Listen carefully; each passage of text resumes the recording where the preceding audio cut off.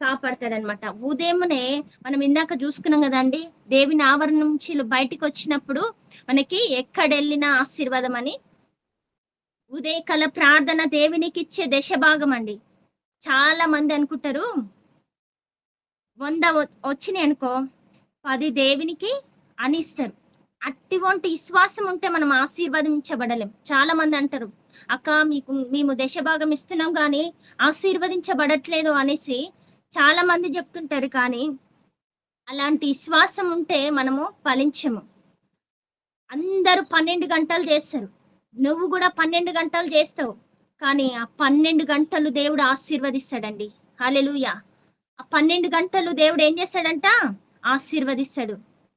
యేసు ప్రభువా, ఈ 100 కూడా నీవి, ఈ 10 నీకు ఇస్తున్నా, ఈ 90 కూడా నీవి ప్రభువా, దీనిని నేను వాడుకుంటా అని ఎప్పుడైతే నువ్వు విశ్వాసంతో, ఇలాంటి విశ్వాసంతో నువ్వు ఇస్తావో అప్పుడు ఏం చేస్తాడంట?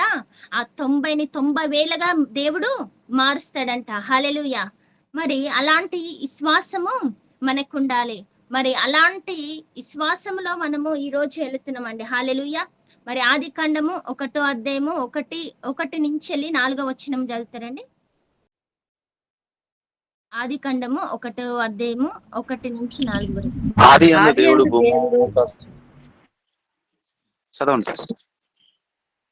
ఆది యందు దేవుడు భూమి ఆకాశములను సృజించెను. భూమి నిరాకారముగాను శూన్యముగాను ఉండెను. చీకటి అగాధ జలముపైన కమ్మియుండెను. దేవుని ఆత్మ జలములపైన అల్లాడుచుండెను. దేవుడు వెలుగు కమ్మని పలకగా వెలుగు కలిగెను. వెలుగు మంచిదైనట్టు దేవుడు చూచెను. దేవుడు వెలుగును చీకటిని వేరుపరిచెను. హెబ్రీ క్యాలెండర్ లో మనం చూసినట్టయితే ఏముంటది అక్కడ అంటే, చీకటిని రాత్రి ఒక్కటే రోజు అంట.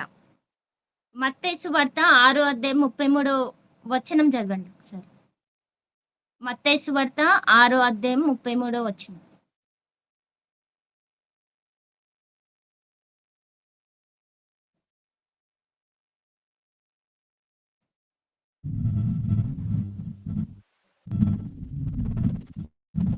కాదమ్మా కాదు అది కాదు. మత్తయి సువార్త కాబట్టి కాబట్టి మీరు ఆయన రాజ్యమును నీతిని మొదట వెదుకుడి, అప్పుడు అవన్నీ మీకు అనుగ్రహింపబడును. రేపటిని గురించి చింతింపకుడి, రేపటి దినముద్దు అని సంగతులను గురించి చింతించును. ఏనాటి అమ్మా. హల్లెలూయా. మరి మొదట ఏం వెతకమంటుండండి?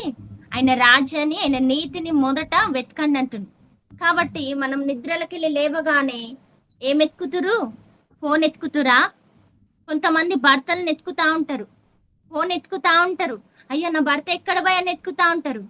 కాబట్టి దేవుడు అంటుంది, నిద్రలకెళ్ళి లేవగానే ఇందాక మనం చూసుకున్నాం, పాచిమొఖాలు కాదు కానీ దేవుని ఆవరణ నుంచి వెళ్ళి నువ్వు ఎక్కడెళ్ళినా బయటకు వెళ్తున్నావు అంట. హల్లెలూయా.